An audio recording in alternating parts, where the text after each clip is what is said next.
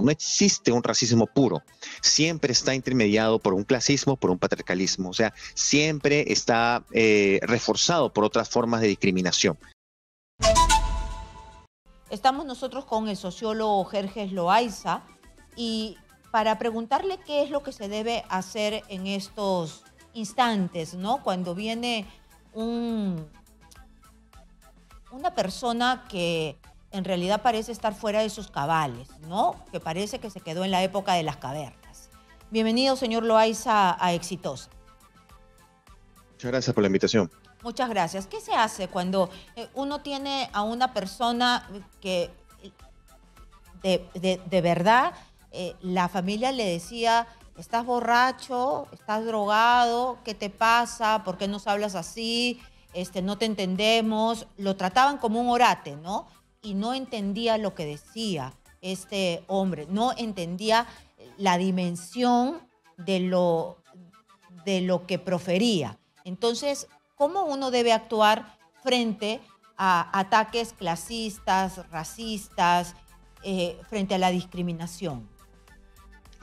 Es un poco difícil porque la discriminación no es algo que no es algo con lo que naces, es algo que vas aprendiendo en sociedad y es algo que se detenta bastante en la manera en la cual te has desarrollado, te has socializado y en la manera también mediante la cual crees que obtienes cierto poder sobre los demás.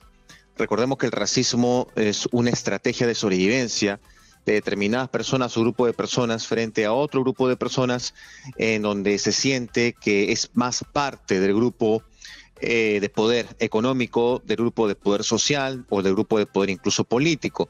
Entonces, la discriminación y el racismo en un país donde desgraciadamente hay mucha desigualdad se cocina muy bien y se termina fortaleciendo bastante. Entonces, cuando nosotros vemos una persona racista apenas vemos la punta de un iceberg. Lo que estamos viendo en realidad es un fenómeno mucho más amplio que tiene sus tentáculos hacia el pasado y sus tentáculos en muchos otros campos a nivel político, social y económico. Muy bien, pero en realidad entiendo lo que me trata de decir. O sea, hay aquí una serie de antecedentes, pero cuando ya tenemos esto y es un problema bastante arraigado en nuestro país, ¿no? Entonces, y las autoridades lamentablemente no hacen nada y la gente que es racista no hace una introspección, ¿no? Trata de ver cuál es mi problema, ¿no? En un país tan diverso y el cual deberíamos estar absolutamente orgullosos. Entonces, ¿qué hacer? ¿Qué hago frente a un ataque de estos? ¿Cómo me comporto?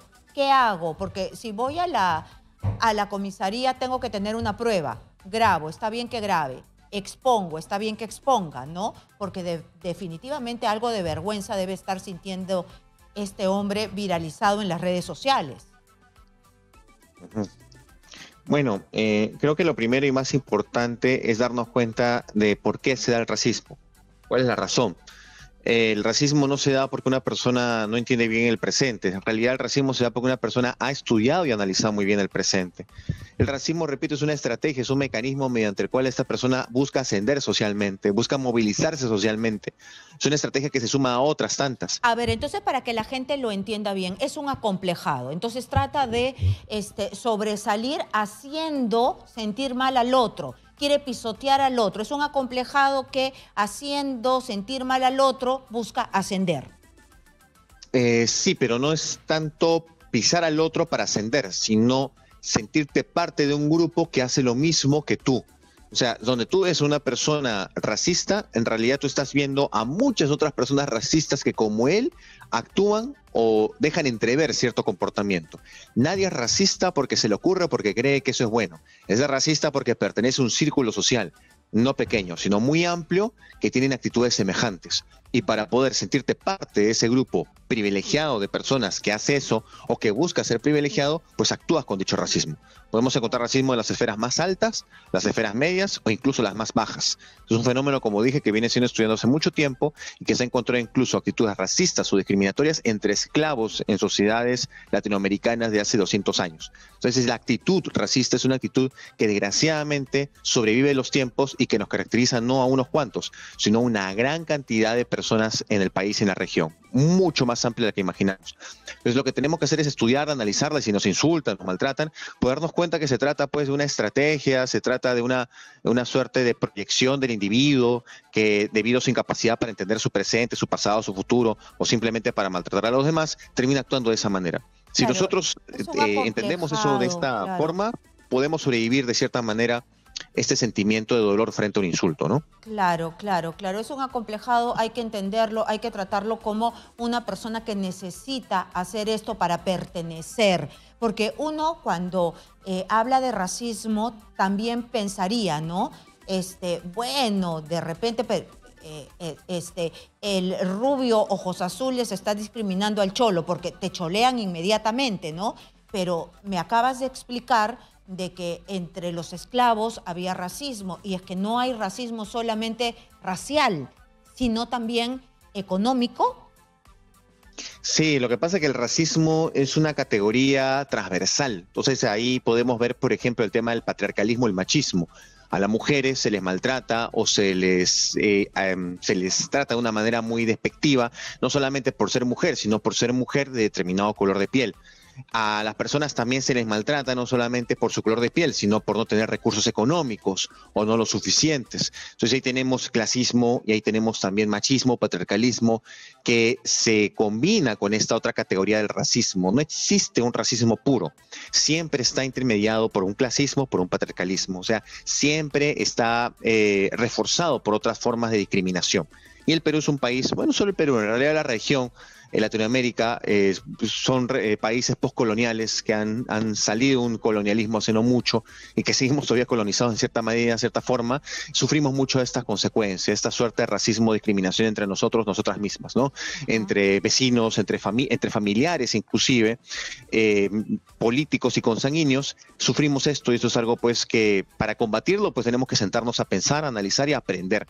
Las escuelas tienen que empezar a analizarlos, pero las escuelas se prohíbe hablar de estos temas porque se empieza a decir que se está enseñando a las personas a ser rencorosas, ¿no?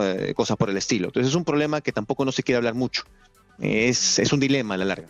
Ajá, Jorge, pero porque te preguntaba esto del color de piel y todo, porque este hijo del alcalde, el sujeto ha sido identificado como Mauricio Oviedo, baja, cholea, ¿no? Tú que eres del cerro y todo, y entonces yo me miro mi color de piel y digo, yo soy una peruana igual que todos los peruanos, ¿no? Él se debe mirar y también debe decir, mira, yo también soy peruano, o sea, no soy anglosajón, ¿no? Entonces, ¿por qué los peruanos choleamos tanto? ¿Qué tenemos ahí Como lo que adentro pasa.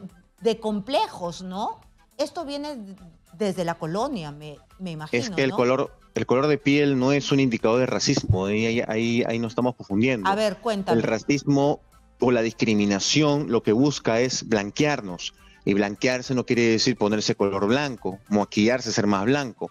El color blanco equivale, como lo dije hace un rato, a una categoría clasista, patriarcal también, por eso es que determinado género puede terminar actuando de determinada forma, y cultural. O sea, no se trata de ser blanco para poder maltratar. No, este no es un mundo en el cual, un planeta en el cual los blancos tienen cierta preeminencia para cholear a los que no son blancos, ¿no? O los que se sienten Pero indígenas para... por qué el peruano cholea rápidamente? Oye, tú cholo, que no sé qué, y lo hace peyorativamente.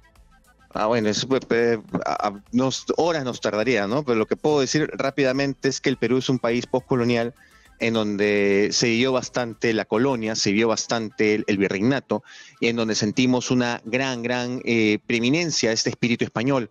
Hasta muy avanzado en realidad la historia peruana, se pudo entender y se conoció cómo es que el Perú era muy fiel a la corona española, sumamente fiel. Y eso se pudo entender y conocer hasta muy avanzada la historia.